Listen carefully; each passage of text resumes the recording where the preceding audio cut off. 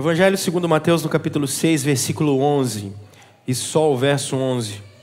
Mateus capítulo 6, versículo 11. A gente conversa hoje sobre o pão nosso de cada dia nos dá hoje. Ou na nossa versão, na NVI, dá-nos hoje o nosso pão de cada dia. E é isso que o versículo 11 diz.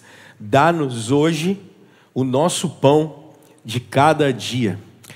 Vamos orar, meus irmãos. Vamos pedir a bênção de Deus. Pai Santo, o Senhor que está no meio do seu povo, o Senhor que uniu o seu povo, o Senhor que cuida do seu povo, em nome de Jesus. Traz a iluminação do teu Espírito para nós nesse momento, Senhor. Traz, Deus, a clareza da tua palavra.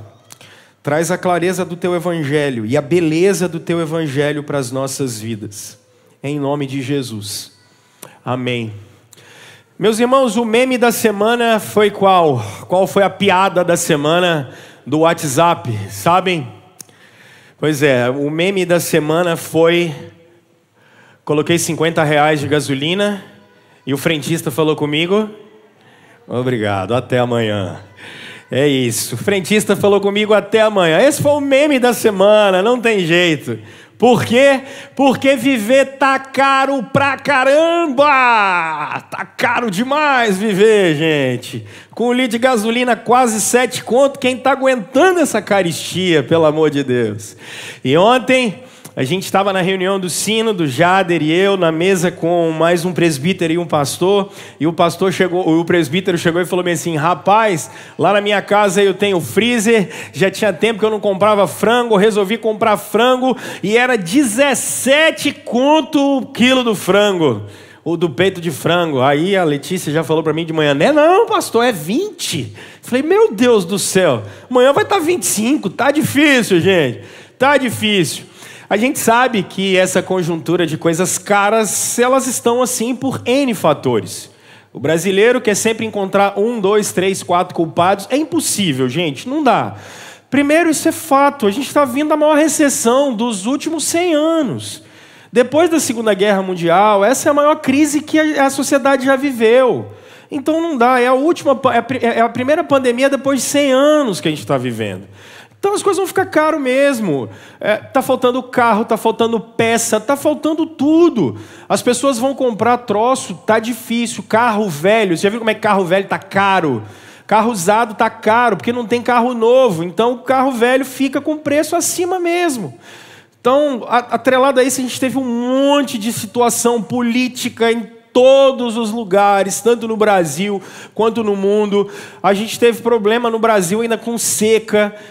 Pensa num trem assim, tudo ruim, sabe? Então não tem uma razão só. Quando a gente olha uma conjuntura sanitária, uma conjuntura política, uma conjuntura social, o último ano está difícil demais da conta. Está complicado demais da conta. E viver está caro.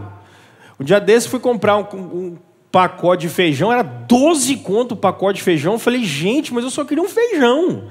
Eu não queria ouro. Era um feijãozinho só para você botar um negócio.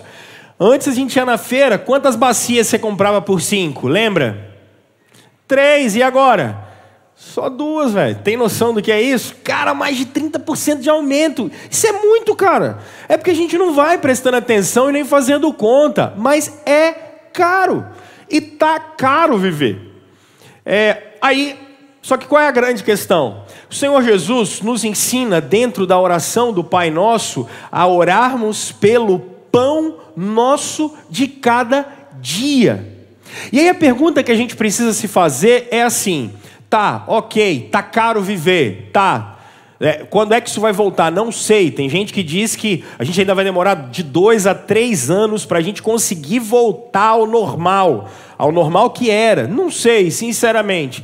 Agora a grande questão é, nós vamos ter que continuar orando a Deus pelo pão de cada dia. Não tem jeito, é algo que nós vamos ter que continuar orando. E... aí, pessoal, a pergunta que a gente precisa se fazer é: quando o Senhor Jesus coloca e faz e ensina a gente orar essa oração pedindo o pão de cada dia, o que estava se passando naquele momento? Como é que estava? Como é que eles estavam vivendo? Era muito diferente do que nós vivemos hoje? É uma pergunta que a gente precisa se fazer. Dentro da oração do Pai Nosso, o que a gente precisa entender é: Jesus terminou as 3 petições das quais a gente fala dele, ou seja, venha o teu reino, seja feita a sua vontade, né? Daí agora ele começa 3 petições que são relacionadas a nós. Então ele vai falar do pão nosso de cada dia, vai falar do perdão, vai falar das tentações. E aí o que a gente precisa se perguntar é o seguinte: o que está acontecendo ali quando Jesus ensina essa oração? É lícito a gente orar pelo pão de cada dia? A grande questão é, se você olhar a conjuntura política do tempo de Jesus, ela é talvez não parecida, mas muito pior do que a nossa. Por quê, pessoal? A gente precisa se lembrar que Roma vai assumir o controle daquela região no ano 68 a.C., com um general chamado Pompeu o Grande. Pompeu pega o governo daquela região e ele deixa na mão dos asmoneus, que eram os descendentes dos macabeus, os caras que haviam vencido uma guerra no ano 147 a.C. E aí é uma coisa muito interessante, porque esses asmoneus, eles são os descendentes de Israel, mas eles administram aquela região em favor do Império Romano. Vocês já viram, às vezes assim, deputado que vende o voto para alguma coisa? Já viram um senador que faz essas coisas? Os asmoneus faziam a mesma coisa. O que eles faziam? Quem dava mais, eles estavam do lado. Com quem estivesse perto deles e rolasse uma grana, rolasse um negócio, era com quem eles estavam. O último dos asmoneus é exatamente o Herodes o Grande. E ele vai reinar no ano 37 a.C., até possivelmente o ano 2, 3 da era cristã.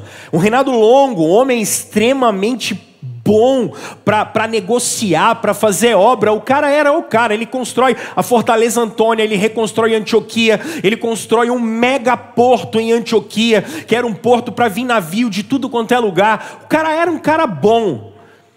E ele administra aquela região de maneira corrupta e em nome do Império Romano. Agora, se você acha que a gente tem político ruim hoje em dia, rapaz, Herodes conseguia bater o recorde. Herodes era tão bom e ele era tão pró-vida e pró-família que ele teve 9 esposas. É um cabra bom. Pensa num homem bom. A esposa que ele mais amava era Mariana. E olha que coisa interessante no caso de Herodes. Naquela ocasião, se você pensar assim, Rômulo, mas a religião então estava boa. Que nada. Quem indicava o sumo sacerdote era Roma. Não era, os sacerdotes que deveriam vir da tribo de Levi não vinham mais da tribo de Levi, eles eram indicados pelo poder romano. Então a sogra de Herodes, a Alexandra, pede para ele indicar um menino de 17 anos, o Aristóbulo, para ser o sumo sacerdote num ano. Menino bom, cara, começa a fazer um negócio muito legal, faz um trabalho muito bem feito. Aí o Herodes falou bem assim: esse cara pode roubar o meu trono, mandou matar o menino. Gente boa. Aí a Alexandra falou: ih, deu ruim, vai me matar também. Aí ela foge para o Egito. Quando ela chega no Egito, quem é que dá um susto nela? Herodes. Estou aqui, hein? E aí o que o Herodes fez com a Alexandra? Matou ela também. Aí ele volta. Quando ele volta, o pessoal fala assim, Roma fala assim: Herodes, pelo amor de Deus, você está matando gente demais. Aí ele vai para Roma. Só que antes dele ir para Roma, o pessoal chega para ele e fala assim: rapaz, Mariana vai conspirar contra você. Ele mata a mulher dele também. Aí ele vai para Roma. Quando ele chega lá em Roma, ele está lá. Aí ele volta, fica com a consciência pesada. Ele fala assim: rapaz, vou mandar meus filhos, deixa eles estudarem em Roma. Aí Salomé, a irmã dele, fala bem assim: Herodes, esses meninos vão ficar mais espertos que você, vão ficar mais inteligentes que você. Esses meninos vão roubar o seu trono. O que ele fez? Matou os meninos também. Subiram para cantar. Ou não, cantaram para subir. Os meninos foram embora. É verdade. Herodes era um cara tão bom, mas tão bom, mas tão bom, que quando ele estava morrendo, ele chegou para a irmã dele, para Salomé, e falou bem assim: eu não vou morrer sozinho, e no dia da minha morte eu quero que todo mundo chore. Então você vai fazer o seguinte: você vai pegar um aristocrata, alguém de cada família nobre daqui da cidade, e você vai matar um deles, porque no dia do meu velório todo mundo tem que estar chorando. E no dia do velório de Herodes, o pau quebra, gente. Então percebam, a religião está corrompida, a política está corrompida. Aí você fala assim: mas o tecido social era bom, eles não tinham essas brigas que nós temos. É mesmo? A sociedade judaica era formada primeiro pelos fariseus. Os fariseus levavam a vida litúrgica muito a sério, e a Torá e a lei de Deus muito a sério, e eles fiscalizavam a vida de todo mundo. Do outro lado, o pessoal da direita ou da esquerda, você chama como você quiser, tinham os saduceus. Esses viviam em conluio com o pessoal de Roma. Eles viviam com o interesse do pessoal de Roma na vida deles. Os fariseus odiavam eles, e eles odiavam os fariseus, porque eles falavam que os saduceus traíram a causa de Israel. Eles traíram a causa dos judeus. Vocês já ouviram isso em algum lugar? Mas tinha um pessoal que falava assim: eu não me misturo com essa gente. Não, eu estou acima deles. Esses eram os essênios. Eles foram viver no deserto, porque essas coisas aqui do mundo a gente não vive com esse povo não. Esse povo não ama. A gente vai viver aqui no deserto. Vou viver no deserto. E eles aguardavam o rei de Israel chegar, e os essênios não conversavam com os fariseus, eles não se metiam com os saduceus, e eles revelavam assim: eu vou morar aqui. E lá não me misturo com essa gente. Mas tinha uns caras que eram os homens bomba, o Talibã da época. O nome deles eram os zelotes. Os zelotes, se estourassem uma bombinha do lado deles, eles faziam guerra. Eles eram tão radicais e tão radicais, porque eles achavam que o Messias e o reinado de Israel deveria vir por base da guerra. Então, alguns dos partidos deles viviam com facas dentro da sua roupa, e que se estourasse um motim, passasse alguém perto deles, eles matavam. Esse era o tecido de Israel. Tinha um grupo de funcionários públicos na época que não eram muito bem-vindos. Por exemplo, Jesus tem um discípulo chamado Mateus. Ele trabalhava na coletoria. Quem trabalhava para os romanos naquela ocasião era mal visto. Afinal de contas, eles eram funcionários do império e roubavam Israel em nome do império. Vocês já viram isso em algum lugar? Gente, não tem nada novo, cara. Não tem nada novo debaixo do sol. E existia uma turma que era a galera que só queria comprar, vender, trabalhar, voltar para casa, que eram os afegãos médios, eram os israelitas médios, eram aquele pessoal, era a população. Eles não estavam nem de um lado, nem do outro lado, não pertenciam a partido A, B, C, D, e eles viviam ali. Só que era tanto problema na região de Israel, que no ano 70, Tito Vespasiano veio e detonou com tudo, e falou: chega, vocês dão trabalho demais. Eles destruíram Jerusalém, eles acabaram com tudo, e botaram todo mundo para correr naquilo que os historiadores chamam de diáspora, porque eles não tinham paz, era uma região terrível.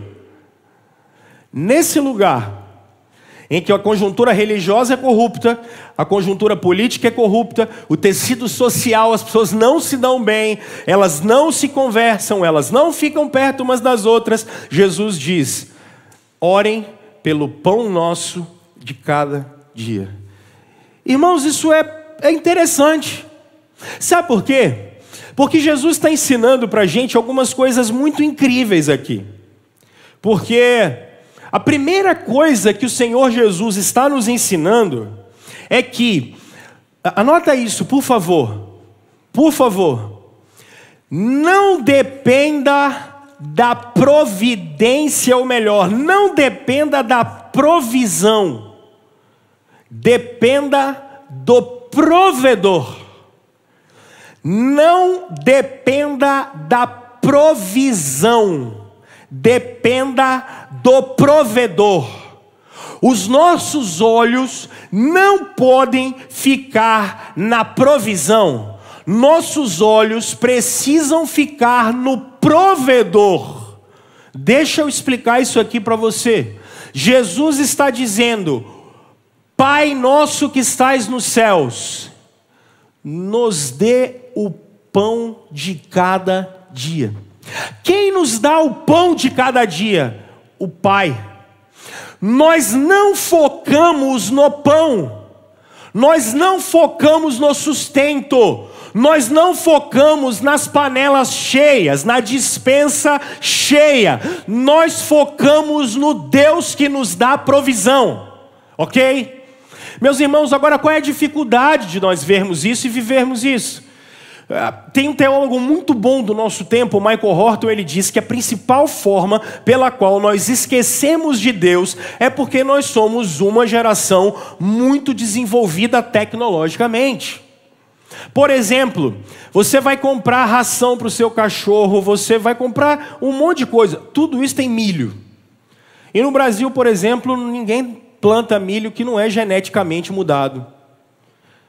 O milho dá, não tem jeito. Dá milho, tem milho, porque os caras só plantam o que dá, não tem como. Já percebe o que é isso? A gente mexe lá no centro do negócio e a gente faz dar. Não tem água, a gente dá um jeito de irrigar. Eu fui um dia desse ali na região de Biriricas, foi muito legal ver os caras plantando, por exemplo, alface hidropônico. Cara, fica um negócio, uma engenharia toda. Aí fica pingando assim em cima do troço. Tum, tum, tum. É incrível. É incrível a maneira com a qual, ano passado, eu fui num velório lá na região de Brejetuba. Lá em cima, onde Judas perdeu as botas 10 quilômetros antes. É depois ainda. Ver aquele pessoal, cheguei lá na época de café. Cara, cada caminhão. E o lugar de guardar aquele negócio. Falei assim... Cara, a gente é muito bom nesse negócio. Você já deu um pulo, por exemplo, para ver como é que funciona Porto de Capoaba, Porto de Vitória? Cara, o escoamento daquilo que a gente faz é incrível. É muito legal. Irmãos, quem é, sinceramente, que vai lembrar do Deus provedor? A gente é muito bom. Tecnologicamente falando, a gente resolve qualquer problema. O Brasil planta uva no sertão, cara. O Brasil é produtor de uva no sertão, não tem água, é quente pra caramba, a gente produz uva. Você tem noção do que é isso? Quem é que vai olhar para o Deus Criador? Quem é que vai olhar para o provedor? Porque os nossos olhos, na verdade, estão sempre na provisão. Agora, você quer ver uma outra coisa que nos atrapalha? A gente tem muito recurso, gente. A gente tem recurso demais. Tem um pedaço na cozinha da sua casa ou numa área da sua casa que você chama ela de despensa. E o que é que você tem na despensa? O que você vai usar no mês todo. A gente está vivendo uma super crise aqui no ano todo passado e nesse ano. Mas olha só, nenhum de vocês que está aqui não teve o que comer. Todos vocês tiveram o que comer. Talvez você fale assim, caramba, eu não tive aquele manjar e tal. Todos vocês tiveram que comer. E todos vocês vão chegar em casa e talvez não esteja com a despensa abarrotada. Mas cara, feijão com farinha tem para comer. E tem para a semana toda. A gente tem muito recurso. A gente tem recurso demais. Então, como é que a gente vai parar para olhar para o provedor, sendo que, na verdade, o que a gente tem é recurso demais. Não falta, irmãos. É interessante. Mas, acima de tudo, percebam que existe um espírito da nossa época. Nós somos criados para quê? A gente cria filho para quê, gente? Para Deus. Claro que não, você cria filho para ser um sucesso.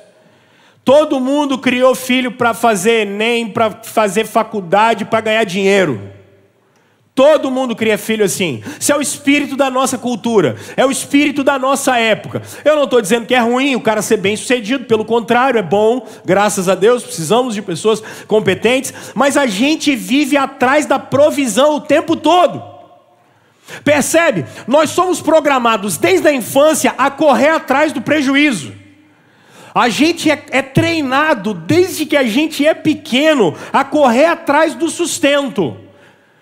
Nós não somos treinados para correr atrás do Deus que sustenta. Nós somos treinados para correr atrás do sustento.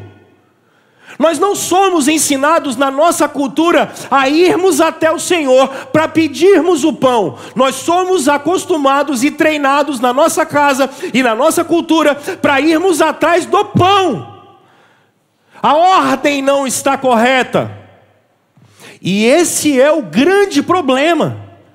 Irmãos, quem é que vai olhar para o provedor? Porque a força sempre é nossa, tudo sempre depende de nós, depende do nosso esforço, da nossa tecnologia, da nossa capacidade, depende da nossa estratégia, da nossa dedicação.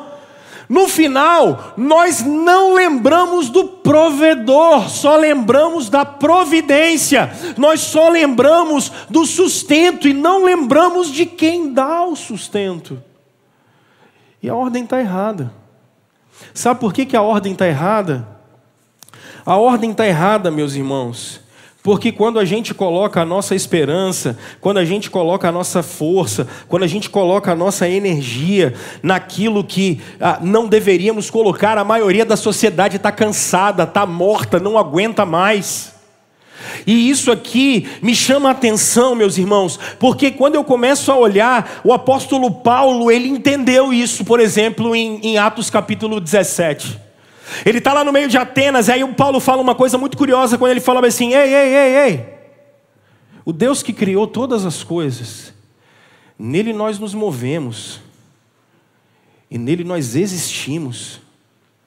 Me parece que o salmista no Salmo 24, ele está com isso na cabeça. Sabe o que ele diz? Do Senhor é a terra e todos os que nela habitam. Olha, o mar e todos os que nela habitam. A terra é do Senhor. Sabe quem dá a providência para a gente? É o Senhor.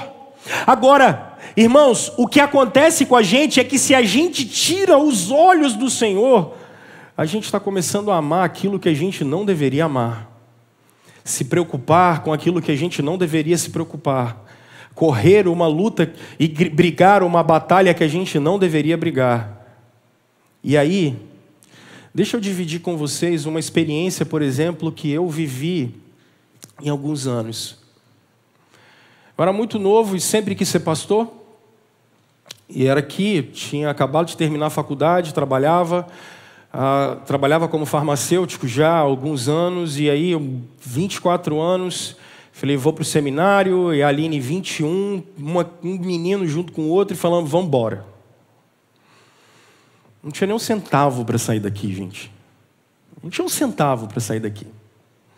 Ainda mais mudar. E ficar 4 anos morando fora daqui. Como é que você faz isso? O que eu tinha era um carro velho que eu vendi, falei, vou viver um tempo com esse carro, e depois acabou. Aí procurei o pastor Geraldo na época, falei, pastor Geraldo, o que dá para fazer aí?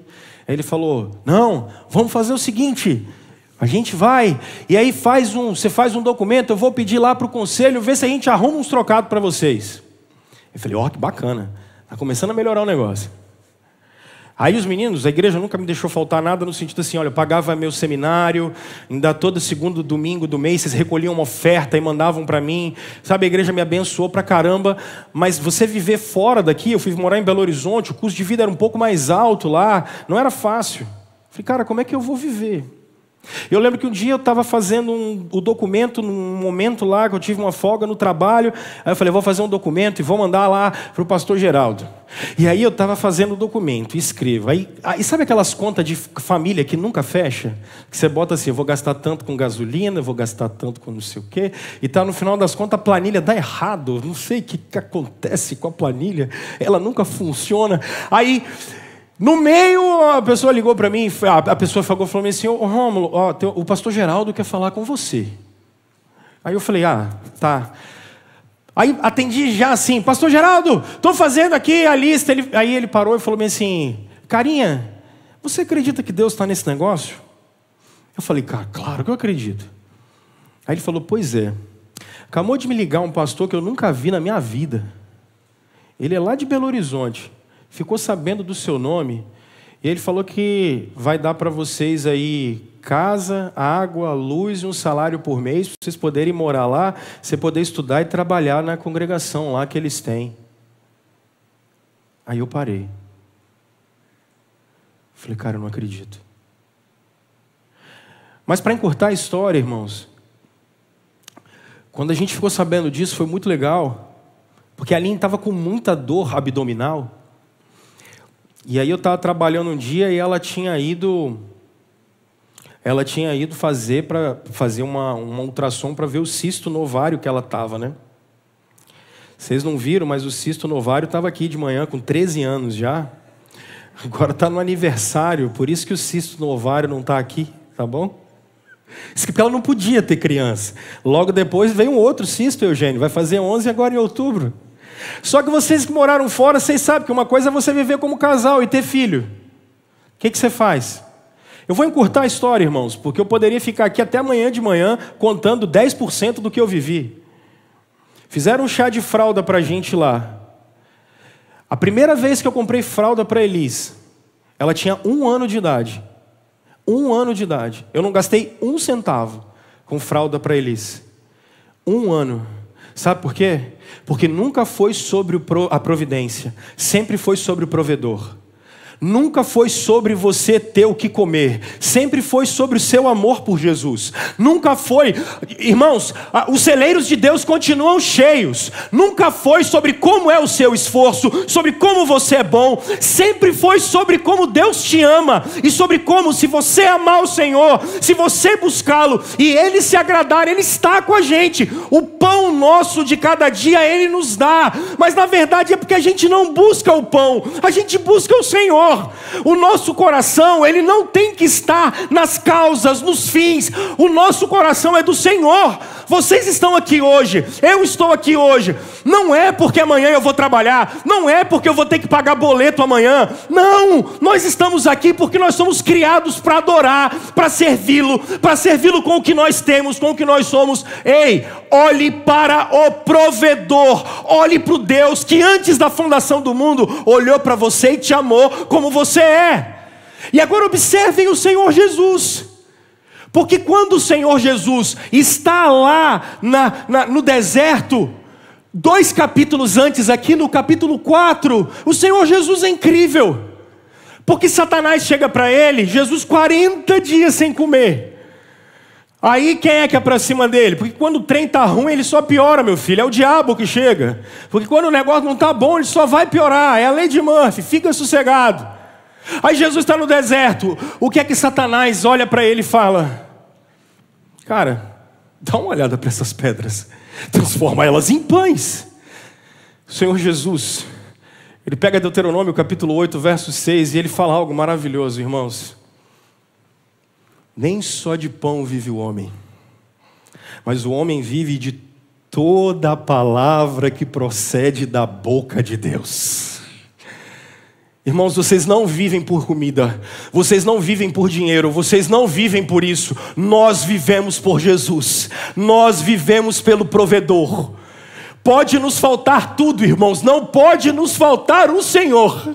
O Senhor não pode nos faltar. Isso tem que vir para o nosso coração, para essa idolatria acabar. Mas Jesus está ensinando uma outra coisa para nós. Primeiro, não é só sobre você olhar para o provedor e não para a providência. O Senhor Jesus também está nos ensinando que a providência não é para amanhã, não é para daqui a 1 ano, não é para daqui a 10 anos. O pão nosso de cada dia é para hoje. O pão de cada dia é para hoje. Irmãos, aqui está algo que é fundamental para peregrinos. Porque a qualquer momento o Senhor pode te chamar, você vai levantar a barraca, você chegou desse mundo sem nada e você vai sair daqui sem nada. Você chegou sem coisa nenhuma e não vai levar coisa alguma. A providência de Deus é não para amanhã, mas é para hoje. Eu e você temos o necessário para hoje, para agora. Pastor, e amanhã? Não sei. Não sei. Mas pastor, e para hoje? Para hoje o Senhor vai prover. E aqui, deixa eu conversar com vocês sobre alguns personagens bíblicos. O Elias, por exemplo, é um cara muito interessante. Primeiro livro dos Reis, no capítulo 17. O Elias é chamado para ir lá e falar com a Jezabel. E aí, só que antes desse furdunço todo, o Elias é muito interessante. Para onde Deus vai mandar o Elias? Para dentro da caverna. E lá na caverna, depois de 40 dias andando, o Elias vai ser alimentado pelos garçons de qual restaurante? Dos céus, porque são os corvos que vão dar carne para ele comer. Porque quem nos alimenta é o Senhor para hoje. E Elias tinha o suficiente para beber e Elias tinha o suficiente para comer. Quando acaba, meus irmãos, o recurso, o que acontece com Elias? Porque a gente acha que às vezes, quando a gente passa um período de dificuldade, a gente fala assim, ufa, acabou, que nada, depois do deserto tem a fornalha, fica sossegado. Porque a gente é treinado para ter mestrado, doutorado, MBA, disso e daquilo. O PhD de Deus é o deserto. O PhD do Espírito Santo é a fornalha. Porque aqui é interessante, é no deserto que a gente é moído, é no deserto que o nosso ego acaba, é no deserto em que a gente é completamente triturado. Já moeu o café? Naquele que você faz com a mão assim? É assim que Deus faz com a gente, quando precisa. Porque tem que mudar o caráter, porque tem que mexer no coração, porque tem que mexer no nosso ego, tem que mexer. E Deus vai moendo devagarinho, gente. E é bem devagar mesmo. E é uma delícia, não sei para quem, porque dói, mas muito. O processo de formação de Deus dói. E aí quando você acha que Elias está tudo pronto, para onde Deus manda ele? Deus manda ele lá para a casa de uma viúva. Eu acho que Elias deve ter olhado e falado assim, você está de brincadeira. Primeiro quem me dá de comida é corvo. Aí agora você me manda para uma mulher que não tem onde cair morto. Eu já não tenho o que comer. Aí você me manda para a casa dela, que é para ela me dar coisa para comer. Irmãos, Deus faz com que Elias tenha o que comer, aquela mulher tenha o que comer, e Ele faz com que a gente tenha o que comer, mas Ele faz o que a gente tem para comer, é para hoje. É para hoje. Não é para amanhã, nem depois da manhã. Olhem, virem uma página da onde vocês estão, porque aqui eu acho que a gente pode tratar uma coisa maravilhosa nas nossas vidas. Olha o capítulo 6, olha o verso 25, irmãos. Olha o verso 25 do capítulo 6.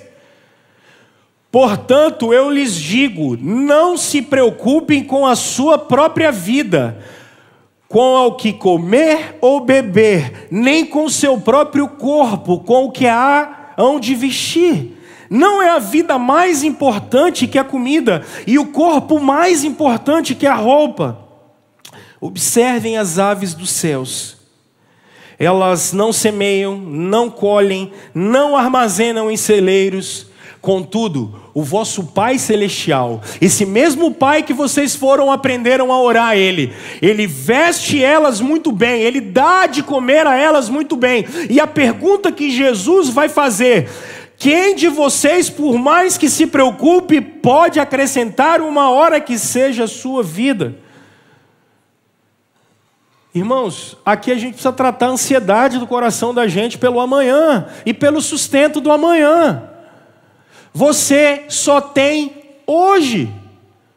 Nós só temos agora, e o sustento de Deus é para hoje.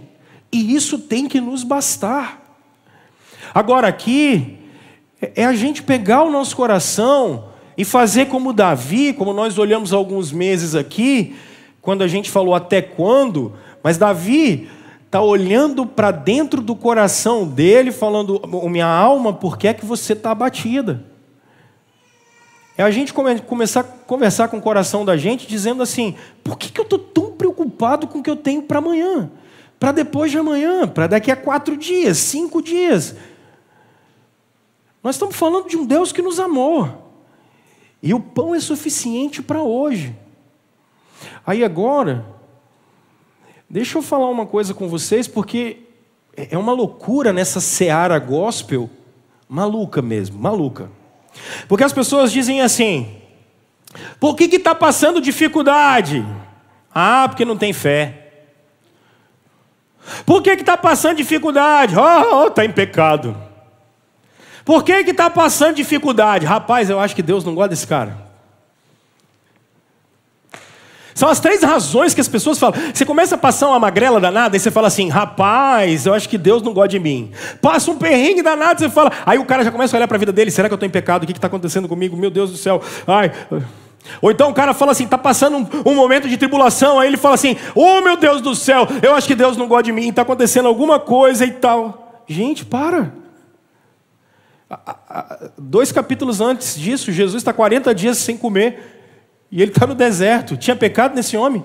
No Deus encarnado? Deus não gostava de Jesus? Espera aí. Olha o apóstolo Paulo, quando ele está dizendo para a gente assim, olha, eu olhei para a minha vida, e a minha vida não valia nada, e eu resolvi viver para Jesus, e eu resolvi andar em Jesus, estar com Jesus. Aí eu olho o apóstolo Paulo, espera aí, tinha pecado? Não. Na verdade, Deus só tinha olhado para ele e falado bem assim, cara, eu vou ensinar para você o que é viver pelo meu nome. Irmãos, se tem uma coisa que a gente passa é por momentos de dificuldade. Isso é a coisa mais normal da nossa vida. E olha aqui que coisa curiosa. Necessariamente não é pecado, não é falta de fé, não é nada disso. Pode até ser, mas não é o que nós estamos dizendo aqui. Porque prestem atenção no seguinte, eu acho que isso aqui é a coisa mais bacana que tem. O cara quando vai fazer o ouro, ele enfia estranha dentro do fogo e deixa queimar. Aí ele tira. Porque quando ele tira, se ele vê que está meio ofuscado, ele tem que colocar de novo. E deixa queimar. E deixa o fogo pegar. Porque ele tira, e se tiver ainda ofuscado, ele tem que voltar e bota para lá de novo. Quando ele tira o ouro e ele consegue se ver, agora ele está pronto. A providência para hoje, porque o compromisso de Deus é que quando ele olhe para mim e para você, ele veja Jesus. Ele tem que ver Jesus. E se precisar ir para a fornalha, tem que ir para a fornalha. Porque o Rômulo tem que morrer. Porque vocês têm que morrer. Essa história, eu estava conversando ontem com o pessoal que dizia, nossa, eu fiquei numa igreja e tal, e era só Vitória, só Vitória, só Vitória. É o que mora em Vitória, só deve ser isso. É o CPF que é de lá, é o CEP que é de lá. Não tem como, gente. A vida não é assim. Isso não é vida de verdade. Crentes sofrem, passam dificuldade, não tem essa história de só Vitória, oh glória, oh glória. Parou, aleluia. Que coisa! Não! Deus vai até ele ver Jesus na gente. Deus vai até ver o Espírito Santo moldando o nosso coração, moldando quem nós somos. Agora tem uma última coisa aqui que é muito bonita. Se por um lado é para a gente confiar no Deus da provisão, se por outro lado é a gente descansar o coração, que é para hoje, por outro lado, percebam o caráter comunitário da oração. E percebam o texto bíblico dizendo, o pão é nosso. O pão é para a gente. O pão é para todos nós. Eu acho que a gente deveria ser um pouco mais de resposta de oração de Deus para a vida dos outros. A gente deveria ser um pouquinho mais de resposta de oração de Deus para a vida das pessoas. Meus irmãos, deixa eu trabalhar 4 palavras com vocês aqui. A primeira é a palavra ganância. Ganância. É incrível. E não precisa ser rico para ser ganancioso. Tem um monte de pobre que é ganancioso. Porque pão duro e quem ama dinheiro não precisa ser rico para isso, não. Eu conheço uma renca de pobre que é miserável de espírito. Porque é avarento, é ganancioso. E isso é uma coisa terrível, porque a gente olha as pessoas e elas estão preocupadas só com elas. A oração é meu, para mim, comigo. Ganância, ganância, ganância, ter, possuir. Mas olha só, o pão é nosso. Enquanto a gente observar pessoas que estão ao nosso lado, necessitadas, meus irmãos, não tem condições da gente continuar ganancioso desse jeito, independente da sua condição financeira. Isso não importa. Não sejamos gananciosos. Estava conversando com alguém ontem que estava falando aqui na igreja dessa pessoa, uma igreja de pessoas com um padrão de vida um pouco melhor. Olha que coisa bonita. A turma foi lá e fez uma arrecadação para a obra missionária. E o cara é um cara com muitas posses, muitos bens. Sabe o que ele falou? Ele falou assim: olha, gente, o que a igreja arrecadar eu dobro. Olha que legal. Olha que incrível. Olha que coração, gente. E aqui, pelo amor de Deus, eu não estou falando que isso é dinheiro para a igreja. A igreja já tem o que ela precisa para sobreviver. É campanha em cima de campanha, campanha. Eu estou falando de um coração não ganancioso. De eu conseguir olhar e ver que você tem necessidades, e você tem necessidades, e você tem. E se eu posso ser a resposta de oração de Deus para você, por que eu não vou ser? Eu não posso ser ganancioso, não sejamos gananciosos. Irmãos, sejamos liberais para abençoar a vida das pessoas. No momento de crise desse que a gente está vivendo, às vezes tem irmãos nossos passando por muitas dificuldades. Gente próxima a gente passando muita dificuldade. O pão é nosso. O pão é da gente. Então, fique preocupado se tem problema de saúde. Fique preocupado se o outro tem problema dentro da casa dele. Ou se a gente abençoa. Agora a segunda palavra é preguiça. Sabe por que preguiça? Porque eu tenho lidado com uma renca de aproveitador a vida toda. Olha o que tem muita gente que fala. Olha o argumento pronto. Não, Jesus é amor, Jesus mandou, logo você tem que me ajudar. Já viu isso também? Irmãos, tem gente que vive encostado nos outros. Rapaz, é um trem terrível. Isso é pecado. Sabe por que é pecado? Porque Deus garante o sustento. Uma coisa, eu tomei decisões erradas, eu fiz o que eu não deveria, aí estou passando um aperto, aí você vem e me socorre. Mas tem uma rapaziada que, pela mãe do guarda, viu? O cara vive escorado nos outros. Nunca deu um dia de trabalho. O FGTS dele dá eco. Nunca teve. E INSS não sabe nem o nome do cara. Aí fala, não, é porque ele tem previdência privada. Que nada, nunca deu um dia de serviço para o Brasil. E vive encostado nos outros. Vive fazendo besteira. Irmãos, por favor. Eu acho que um cara desse olha e fala assim, Deus me ajuda. Deus vai falar, me ajuda, meu filho. Me ajuda. Uma coisa é você precisar de ajuda. Outra coisa é você ser um entolho lá, um encosto na vida dos outros. Pode parar. Eu acho que a gente precisa analisar e pensar assim, responsabilidade, trabalho, a responsabilidade diante de Deus, sabe? Se por um lado as pessoas não têm que ser gananciosas, por outro lado a gente precisa analisar e pensar assim, ei, nada de preguiça, pode parar, bora, vamos lá, nós somos criados para cultivar um jardim, para trabalhar no jardim, vamos produzir, vamos fazer o que precisa ser feito. Então, eu tenho encontrado pessoas assim, com esse espírito de vítimas, e isso é pernicioso.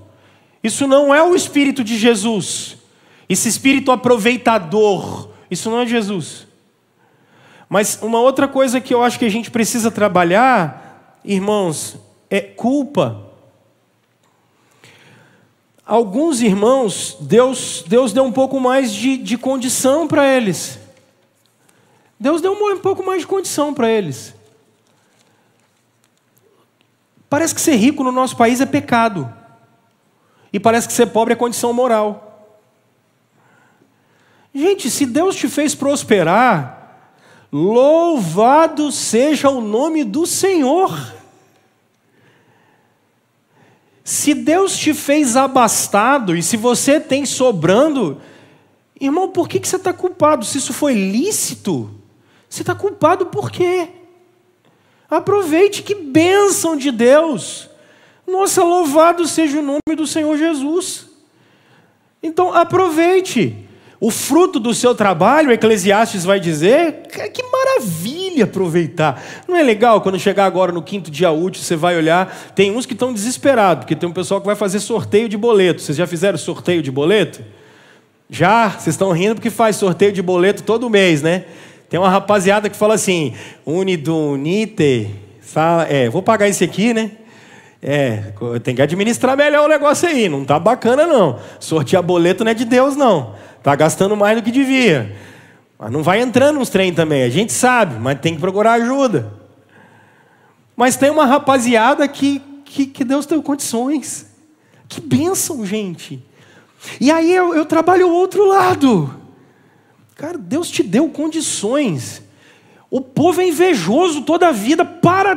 Arranca a mão de inveja. Se Deus te deu bênção, meu Deus, eu estou feliz por você. Cara, Deus pegou o Jonaí, Deus abençoou o Jonaí, Deus abençoou a família dele. Como é que eu vou olhar para ele? Tem uns caras que olham numa inveja, que se o Jonaí passar, o cara fica magro, só de inveja. Irmão, Deus abençoou a vida dele. Que alegria pela vida do cara. A alegria pela família dele, olha as conquistas que os caras têm. Deus abençoou a vida dele. Louvado seja o nome do Senhor. Rapaz, que bênção, que coisa boa. Ó Deus, se o Senhor fizesse comigo, eu ia ter um coração assim também, será? Não sei. Mas percebe, não é só ganância e preguiça, as pessoas que Deus abençoou, sejam liberais, abençoe quem estiver ao seu lado, sabe, não precisa ter culpa, porque Deus fez isso com você. Agora, o outro lado, gente, parar com esse trem de ter inveja dos outros, inveja da casa do outro, da vida do outro, da conta do outro. Você não é o outro. A gente tem que parar com isso, parar com essa inveja boba, e se alegrar pela vida do outro, se alegrar pelas conquistas do outro. Que coisa boa, gente, que coisa boa. Deus fazendo a família de vocês prosperar, Deus fazendo os filhos de vocês casar, você tendo neto, sabe, que coisa boa. Isso é uma bênção. Eu vou olhar para você e falar, que legal, ao invés de ficar te secando. Que coisa horrorosa. Então, eu concluo, irmãos, chamando vocês hoje, porque eu acho assim, às vezes a gente anda tão preocupado, mas tão preocupado com tantas coisas, porque realmente não é uma conjuntura fácil a qual nós estamos vivendo, isso é fato. Mas eu acho que Jesus, no contexto do século I, um contexto com algumas semelhanças com o nosso, o Senhor Jesus nos ensina a orar. O pão nosso de cada dia dá para a gente hoje. Eu queria convidar você a conversar um pouco com o seu coração, conversar um pouco com você. Irmãos, nós temos olhado mais para a providência do que por provedor. A gente tem olhado mais para a nossa adoração, para o nosso serviço, para o amor que temos a Jesus, do que olhar só para o resultado. Irmãos, nosso coração, como ele anda? Ansioso, perdido, conturbado, perturbado? Como anda o nosso coração?